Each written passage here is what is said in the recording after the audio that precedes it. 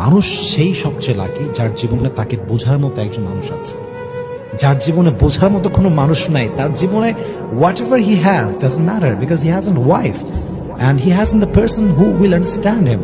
যার জীবনে বোঝার মতো কোনো মানুষ নাই, তার জীবনে অর্জন বলতে এখন কিছু নাই।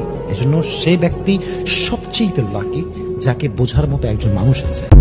ভালো মানুষের থেকে আল্লাহ তাআলা অনেক কিছু কেড়ে নেন, এটা সত্য। ভালো মানুষকে আল্লাহ তাআলা অনেক কিছুতে পরীক্ষা করেন, এটাও খুবই সত্য।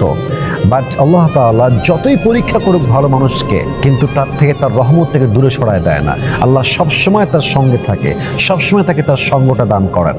কখনো নিজের বউকে এমন কোনো কথা বলবেন না যে কথার কারণে আপনার বউ কষ্ট পায়। আর এটা হচ্ছে অবলা, অবহেলিতা। বাবার বাড়ি ছেড়ে আপনার কাছে আসছে, আপনি শেষ ভরসা।